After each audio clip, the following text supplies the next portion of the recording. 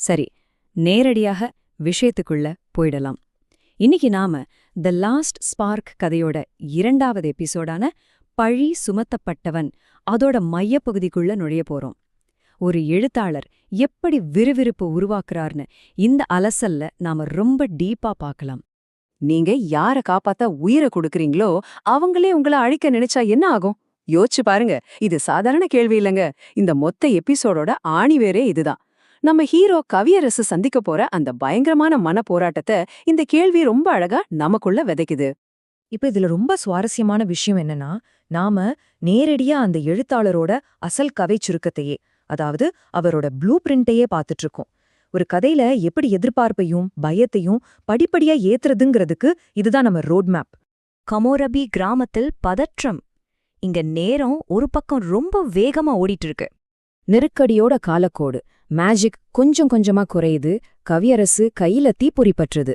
இது நடந்து வெறும் ஒரே ஒரு நாள் தான் ஆகிருக்கு. ஆனா அந்த ஒரு நாள்லயே கிராம மக்களோட விரக்தியும் வலியும் மொத்தமா ஒரு பிரேக்கிங் பாயிண்ட தொட்டுடுச்சு.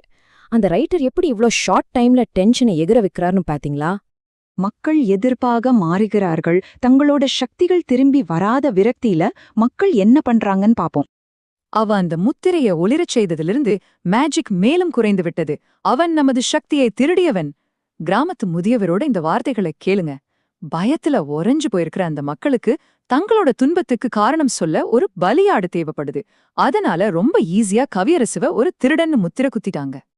ஆனா அதுக்கு நேர்மாறா கவியரசு என்ன சொல்றான்? நான் அதை சரி செய்யவே முயற்சிக்கிறேன். உங்களுக்கு புரியவில்லையா? மேஜிக் அழியவில்லை, அது திரும்புவதற்கான ஒரு காரணத்திற்காக காத்திருக்கிறது.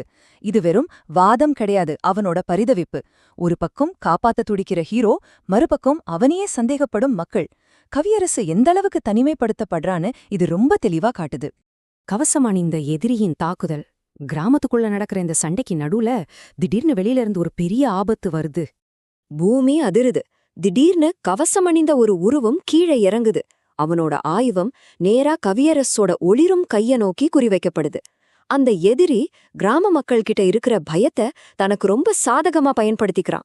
நம்ம ஹீரோவை ஒரு மூளைக்கு தள்ளுறதுக்கான விஷுவலான ஆக்ஷன் காட்சி இது. ஆக, அந்த தீப்பொறி உன்னுள் வாழ்கிறது. அதை என்னிடம் கொடு. ஒருவேளை இந்த மோசமான கிராமத்தை நான் விட்டு விடுகிறேன். வில்லனோட இந்த வார்த்தைகள் சும்மா மிரட்டல் இல்ல.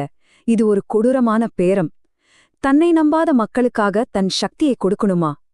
கவியரசுவ தப்பிக்கவே முடியாத ஒரு வலையில இந்த எதிரி மாட்டி விடுறான்.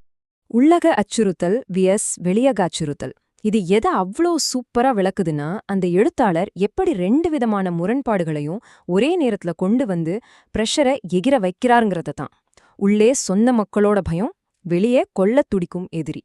இந்த 2ம் சேரும்போது விறுவிறுப்பு அதோட உச்சத்துக்கே போயிடுது. காப்பாளரின் சுமை. கொஞ்சம் திரைக்கு பின்னாடி போய் எழுத்தாளரோட உண்மையான நோக்கம் என்னன்னு டீகோடு பண்ணுவோம். எழுத்தாளரோட கதைக்கள நோக்கங்கள் கவியரசவ முழுமையா தனிமைப்படுத்துறது, சொந்த மக்களாலேயே ஒதுக்கப்படுறது, வெளியிலிருந்து ஒரு பெரிய ஆபத்தை கொண்டு வர்றது.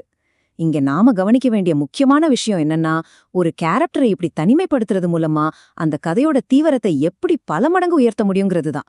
கவியரசு சும்மா ஒரு காப்பாளன் மட்டும் இல்ல, அவன் அந்த மக்களோட நம்பிக்கையை சம்பாதிக்கணும். அதனாலதான் இந்த ஏற்பாடு. உங்களை அழிக்க நினைக்கும் ஒரு கிராமத்தை நீங்கள் எப்படி காப்பாற்றுவீர்கள்?